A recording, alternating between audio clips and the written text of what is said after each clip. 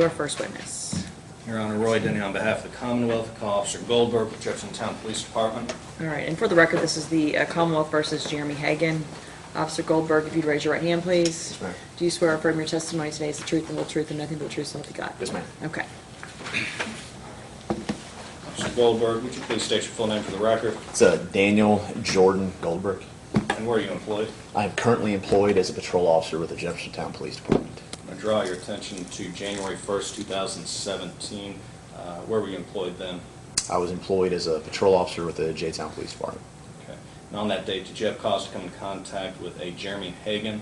Yes, sir, I did. I did ride a beat with various amounts of intoxication encounters. My DUI experience is limited. However, my charges for alcohol intoxication are extremely high. I did make DUI arrests in the second division, but I made more arrests for alcohol intoxication. So yes, I have encountered many people under the influence of alcohol.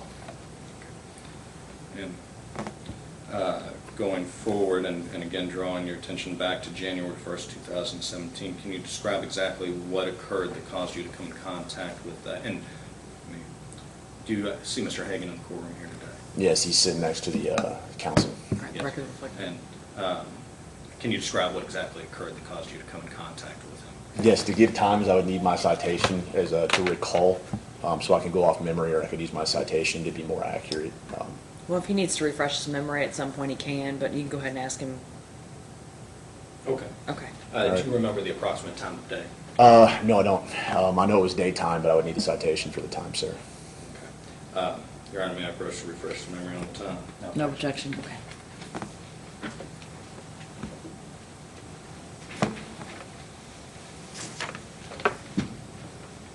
Yes, sir. And what time was that? It'd be approximately 16:27 hours or 4:27 p.m., and I do know it was on January 1st, on New Year's Day, 2017. Okay, and describe to me what exactly occurred on that day that caused you to come in contact with the defendant. We originally received a dispatch run of an individual walking to his vehicle, getting into a vehicle that appeared intoxicated. The caller came from across the street at the KFC. The KFC is a direct bird's eye view of the rec bar across from Taylorsville Road. So at that point, myself and Officer Carmen arrived right around the same time and encountered the defendant. And do you have an estimated time from the time that the call came in to the time that you actually arrived at rec bar? No, sir. All I can tell you is our response times in Jefferson Town are usually extremely quick. We're not as busy as Metro, so it wouldn't be an extended amount of time, but I don't know an exact amount of time. I'd have to look at the CAD. But we did call on scene, if you guys want to reference that.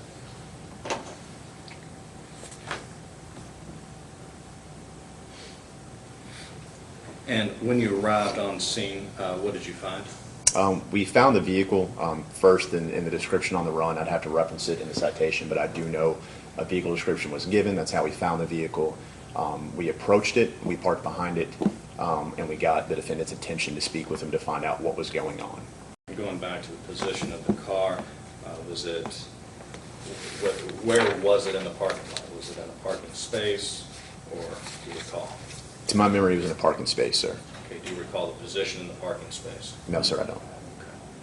And Well, actually, if I can correct that, I do know we approached it from the rear, and so it would be, to my recollection, facing the rec bar. The front end of the vehicle would be facing the rec bar. okay.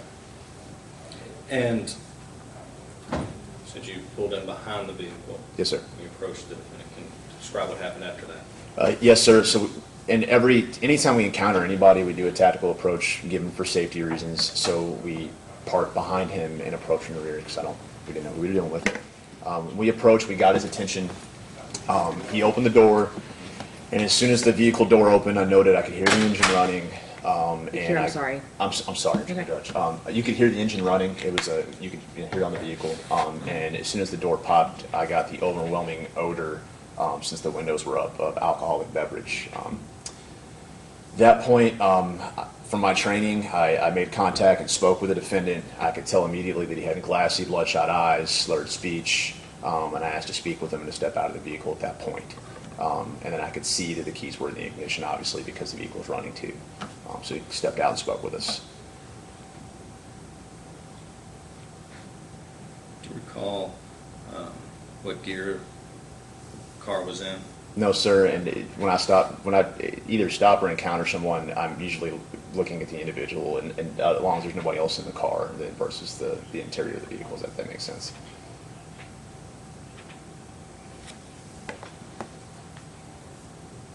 Was the defendant doing anything?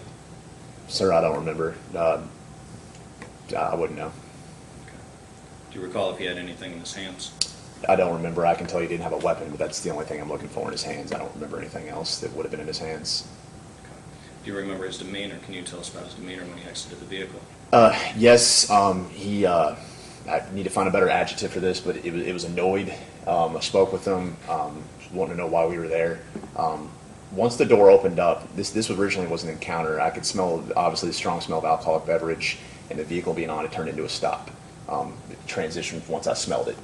He stepped out, and at that point, since the vehicle was on, the keys were in the ignition, it was us requesting to do field sobriety tests, which he originally agreed to, and then didn't say no, but wouldn't do them. Just continued asking, obviously that he wasn't, or continued stating that he wasn't driving. Do you recall how many times he stated he was not driving? Sir, I don't remember, no.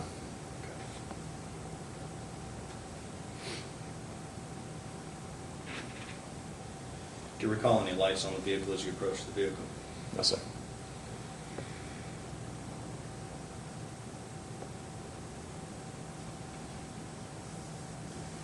And just testified you gave the request to do field sobriety test, and what exactly happened after that request? Can you go through that again? Yes, it wasn't a no. It was a constant state of I wasn't driving. During this, though, the defendant, during his unsteady gait, started to fall over, and myself and Officer Carmen had to physically catch the defendant from falling over. At that point, I know in training from the academy that I'm responsible during field sobriety tests if this gentleman gets hurt. So at that point, based off his manifest his condition under alcohol and his demeanor, we decided he'd be under arrest at that point. We tried placing handcuffs on him. He physically resisted. We told him to stop resisting, and after we overpowered him, we got him in handcuffs, and the incident was over. Okay. And what was the exact basis of the arrest? Basis of the arrest for driving under the influence. He was in the driver's seat, the vehicle was on. And the secondary charge was resisting arrest based off his lack of putting his hands behind his back and physically attempting to pull away and then not putting his hands together. His muscles, when you touch somebody to handcuff him, his muscles were extremely tense as if he was lifting weights and pulling his arms apart. We had to physically push them together after several attempts to tell him to stop, so we didn't have to push him together. We could just handcuff him without incident. Okay, were you able to handcuff him on your own? Yes and no. It's a little safer for the defendant if two officers do it, so myself and Officer Carmen pushed his arms together so there wouldn't be any harm to the defendant, because that's our biggest goal, is to get handcuffs on without any incident. So it required myself and Officer Carmen.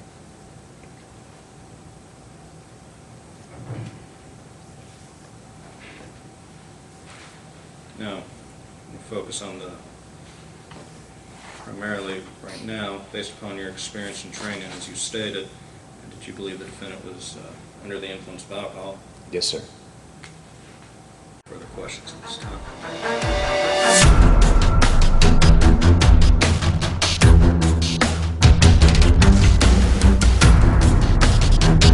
No caller, to your recollection, stated that the vehicle has been moved, correct? Sir, I can't say yes or no on that. I don't know, or I don't remember. I'd have to look at the CAD or listen to the run. You never saw the vehicle move No, sir. at any point. No, sir. When you, at some point during the encounter with Mr. Hagan, did you notice that the gear shift was in park? I'll simplify the question. No, it would be the same answer, and it's just a common practice when I meet anybody. Not that this guy's a dangerous individual. It's a simple question, officer. Well, then- Did you or did you not notice? Well, I'm trying to answer Objection, it. Your Honor. So- I think It's a yes or no. I mean, okay, then no. Okay, but that's okay. You're sorry. good. He can continue with this question. Thank you.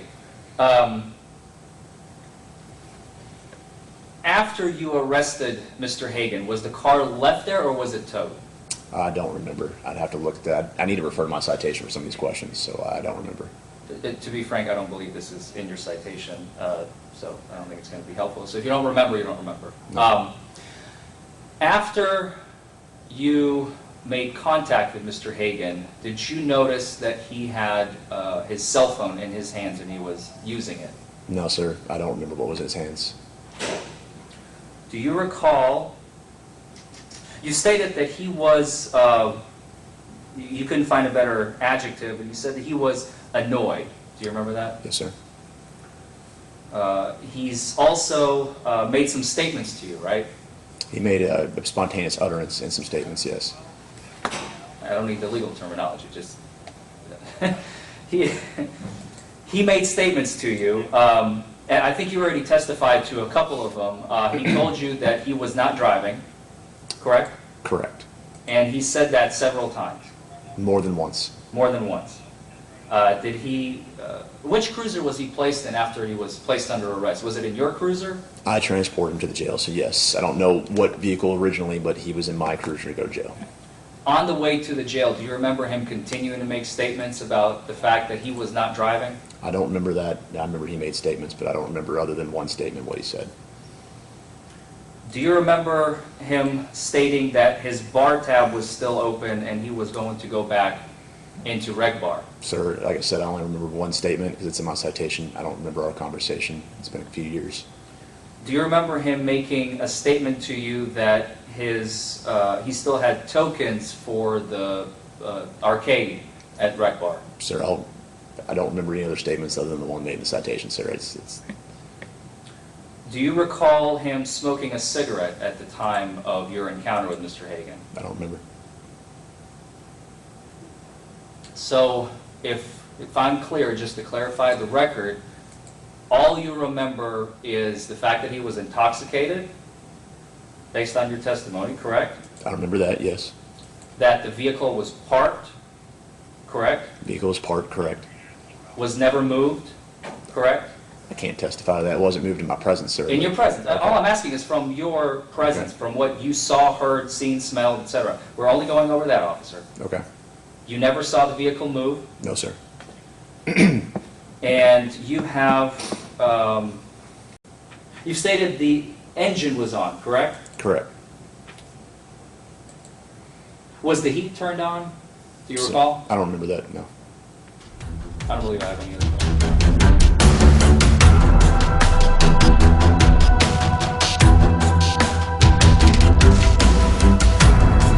Your next witness. Your Honor, call Officer Carmen with Jefferson Police Department, Jefferson Town Police Department.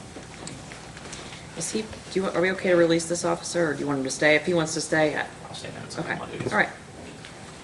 Come on, He's not Paul. subject to recall, so if he wishes to leave, I have no objection, Okay. Your Honor. You raise your right hand. Yes, ma'am.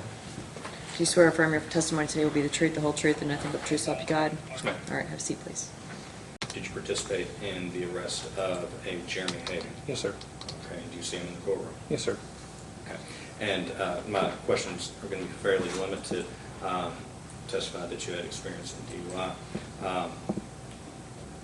What behavior did you notice of the defendant on that date of the arrest on January 1st? I noticed, as Officer Goldberg previously stated, he had the overwhelming odor of an alcoholic beverage coming from his breath. He had slurred speech, very unsteady on his feet, all which, to my training and experience in numerous DUI arrests and intoxicated persons encounters, was all evidence to me of intoxication level. And do you recall the position of the gear shift of the vehicle? I do not remember, I'm sorry. Do you recall if the defendant had anything in their hands? I cannot remember. All I can say is the same as Officer Goldberg. I was looking for weapons, and he did not have a weapon in his hand, is all I can testify to. Okay. And do you recall the position of the vehicle in relation to the roadway? To the best of my knowledge, as Officer Goldberg previously stated, it was parked in the parking spot, and where we approached off of Tayser Road, the rear of the vehicle would have been closer facing Tayser Road, to the best of my knowledge, and the front would have been towards the rec bar.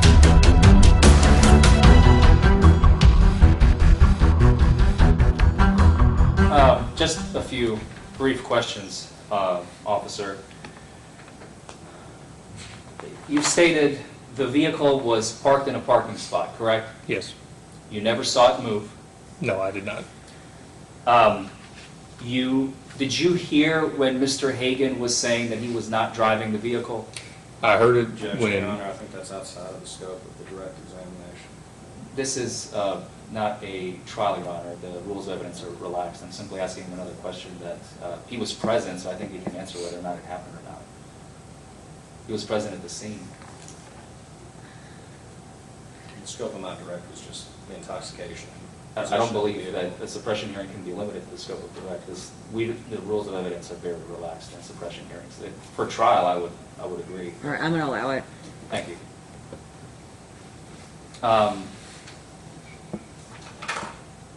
So my question to you was, officer, do you recall Mr. Hagan stating to you, or just stating that he was not driving? I remember when we were requesting the standard post-sobriety test, because that was the reasoning for, as we were trying to perform them, I remember him stating that. Do you remember how many times he said it? I don't remember how many times. Do you recall him having a cell phone in his hands during the encounter?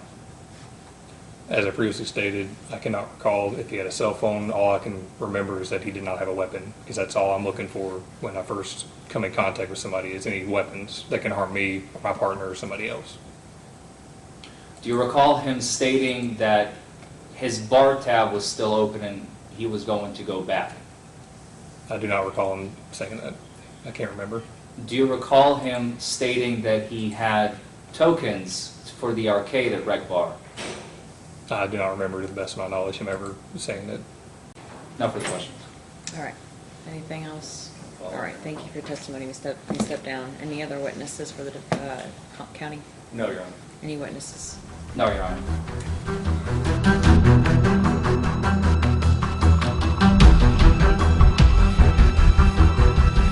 Argument? Yes, Your Honor. I believe that this appears to be a classic Wells situation. Now, in my motion, unfortunately, at the time of me writing this motion, this was in October 2017, I have cited Wells and Armstrong, which are the two general cases dealing with these types of situations, but since then we have also had Crosby come across our Court of Appeals, and in Crosby, Your Honor, I think, if anything, this case is pretty much a copy of what happened in Crosby. Officers in Crosby have arrived upon a vehicle where the engine was running. It was legally parked on the side of the road. The defendant was slumped forward behind the wheel, smoking a cigarette and texting on her phone. So she was awake. Engine on, and she was awake. Those are the first two elements of Wells, which in this case, and in Crosby as well, are clearly not met. She was subjected to field sobriety tests and was subsequently arrested. The officers in that case also testified that they never saw the vehicle move. The vehicle was never removed from the location. There were no other witnesses called to the stand to testify that it was moved. So again, the court initially suppressed all the evidence. There was also a motion, I believe I already alluded to this, to ask the judge, this was Judge Crosby, to dismiss the case, but he said he did not have authority, so he simply suppressed all the evidence because he determined that there was, and the Court of Appeals agreed, that there was insufficient evidence to show that there was, quote, operation and/or physical control pursuant to statute. In order for an individual to be arrested for a DUI, let alone convicted, in order to be arrested, the jurisdictions are split in the United States, and Kentucky is on the side of if the individual is awake, the engine is running, but there is no movement and there is no indication of intent to move the vehicle, which there is none in this case, As the defendant himself stated several times, and both officers testified universally, and it's in the citation, that above stated that he was not driving. So I believe the Commonwealth in no way, shape, or form can provide, they haven't provided any evidence that Mr. Hagan was in operation of his motor vehicle. They provided no testimony to show that the vehicle has been moved by Mr. Hagan. There is no operation, there is no physical control. That is an essential element of the DUI offense, and it is absent in this case. And as a result, I believe that both officers, and I think it was actually Officer Goldberg that placed Mr. Hagan under arrest with the assistance of Officer Carmen, but both officers lacked probable cause. The arrest was unwarranted in this case, and I request that all evidence that has been seized from Mr. Hagan, any statements that he made, any field sobriety tests that he was subjected to, and the breathalyzer refusal that happened later on at the police station, all be suppressed. Again, this is a classic Wells-Armstrong, and this is even more similar to Crosby than any of those previous two cases, because I believe actually both Wells and Armstrong were both sleeping individuals, and Mr. Hagan in this case was awake. So I believe, Your Honor, the Commonwealth has not met its burden, and I request that all evidence be suppressed in this case. Thank you.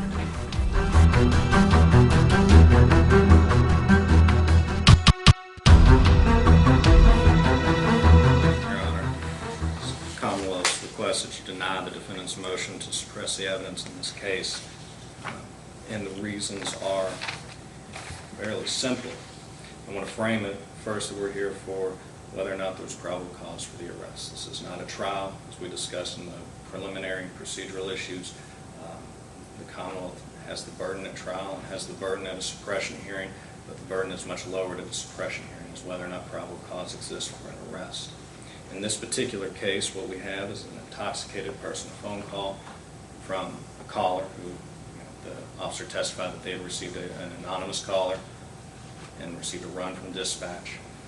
They went to the vehicle that was described by the caller, found Mr. Hagan there, sitting in the vehicle, keys in the ignition, car running. As soon as the vehicle door opened, an immense odor of alcohol, as the officer testified, was apparent. I don't think any real argument's been made on intoxication, so I don't feel to go into any depth in there other than the officers both testified that he was, in fact, based upon their experience and training, intoxicated. If we look at Wells specifically, we've got the first two factors, which I don't think there's any dispute. He was awake and the vehicle was running, so we have two factors in our favor. Third factor, the location of the vehicle in all circumstances bearing on how the vehicle arrived at that location. Your Honor, there was a caller that testified that the defendant was trying to get into the vehicle. That's the evidence that was presented. So really we are focusing on number 4, which is the intent. Was the intent of the defendant to operate that vehicle? The officer testified that the event was created on 16:20 or 4:20 p.m. on January 1st for the call. The arrival time was at 4:23 to 4:24. 3 to 4 minutes later, the officers arrived and the defendant was in the vehicle, which the caller stated that an intoxicated person was attempting to get into. The time is important because it's such a short period of time, that we can infer that the intent of the defendant was to leave. And as the officers approached the vehicle... Your Honor, I have to object at this point. There was absolutely no evidence presented by the Commonwealth and no testimony of any intent, and I think this is pure speculation, and I would ask that be straight from the record. Your Honor. Yeah, I mean, I don't know that we can speculate to what his intent is. Well, we have to look at circumstantial evidence. I could not ask the officers to come to a legal conclusion on his intent, but I could ask factual circumstances, which Well, then you can argue. And I understand. I'll rephrase. Okay. The officers approached the vehicle. They saw the defendant sitting in the driver's seat of the vehicle with the engine running. A short time after the call went out for an intoxicated person attempting to get into the vehicle. They pulled up behind the vehicle. They approached. The officer's testimony was that they didn't see any weapons in his hand. They obviously didn't identify anything else in his hands. They could not recall, but they were unable to recall whether or not there was anything actually happening that the defendant was doing. I think that's important. Okay, there was nothing specific that the defendant was doing that would negate his intent to drive. There was no smoking, texting, or stating that he was at a party. Okay, the officers did not put any evidence on. They did not. There was no testimony to that effect on that day. That very much distinguishes it from Crosby. Your Honor, additionally, and I understand Wells has been well settled, but in my preparation for this hearing, I think that it is worth noting that Wells was decided in 1994. In 1991, the statute was changed to include or be in physical control. So the statute as written is subsequent to the date of Wells, which is the case that we primarily are relying on. I don't believe that there's really been any case that has directly addressed in physical control of the vehicle and what that means. I think we continue to use the Wells test and address operation, but the in physical control, I think, is an issue that is still unresolved. I believe the defendant was in physical control of the vehicle. I think if we look at the Wells test, he also was intended to operate the vehicle. And finally, Your Honor, I think that probably maybe the most telling reason why I think probable cause exists for the arrest of DUI is Wells relied upon People v. Pomeroy. It's a Michigan case from 1994 that specifically, and this was quoted in Wells, that a person may be operating the car although asleep, or that an awake person in the driver's seat may be in such physical control of the vehicle that he's operating it although the car is motionless. I think that's our case here. The defendant was in operation and in such physical control of the vehicle that he is operating it although the car is motionless. And I think the facts favor that. Additionally, Your Honor, the defendant was manifestly intoxicated in a public place, which would, while the defendant was not charged with AI, I do think that probable cause still exists for the arrest. And additionally, he was charged with resisting arrest, which the officers did testify as to what the basis of that was. So I still believe that there is probable cause for the arrest in this case. Okay, thank you. May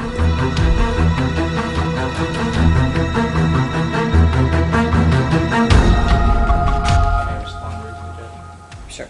Thank you. I believe the Commonwealth made, by my count, about 5 points, and I'll tackle one very quickly, each one very quickly, excuse me. I believe intoxication for purposes of operation is irrelevant.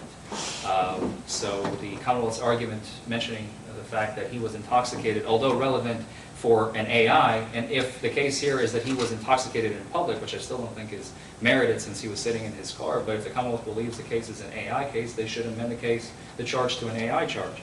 The resisting arrest came after they attempted to place handcuffs on him, and I don't believe the defense has any argument at this juncture as to the resisting arrest. We're not here to discuss whether or not the Commonwealth can charge him with resisting arrest, so those two are irrelevant, I believe, for our purposes. The Commonwealth also stated that he was getting into or attempting to get into the vehicle. That is not against the law. You can be extremely intoxicated but still get into a car. As long as you're not driving, you're fine. We have not discussed his intent because we do not have his intent. We have also, the Commonwealth has also mentioned that Wells is a 1986 case, actually. And yes, the law was changed in 1994, but it was reaffirmed both in Armstrong in 2011 and Crosby last year. So it's still good law. It was never changed. And the language of in physical control was mentioned, probably not in Wells, Your Honor. I don't remember the case verbatim, but I'm almost positive it was mentioned in Armstrong and Crosby, respectively. And finally, the allusion to Michigan.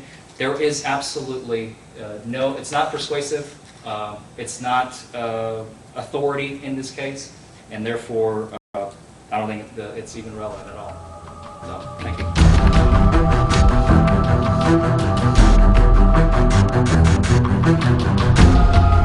Anything else you want to add before I Your Honor, only that the reference to the Michigan case was the exact quote from Wells, so the actual citation is Wells, just noting that they relied heavily on that reasoning in People v. Pomeroy, so I just want to clarify that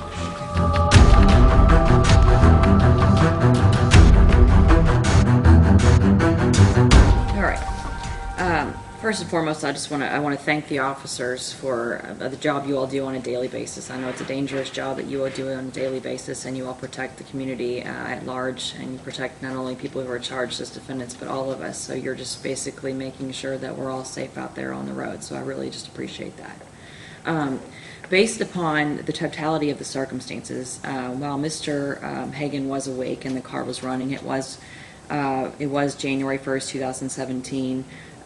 It's reasonable to believe that the defendant was in the vehicle using his phone. The officers were not able to testify whether or not he had a phone in his possession at the time, but based upon the fact that it was January, the car was legally parked, and I believe there was at least 3 or 4 minutes that the defendant had sat in the car before the officers arrived. So based upon that, I don't believe that probable cause has been established for the driving under the influence charge, but I'm going to find probable cause if I need to. I didn't think that was an issue, the resisting arrest charge, but obviously we all can agree he was manifestly under the influence, whether it was in public or in a car. But I think at this point, for DUI purposes, there's no probable cause to arrest. So officers, I appreciate the work that you all do, but based upon all of that, I'm not going to find probable cause for the DUI, okay?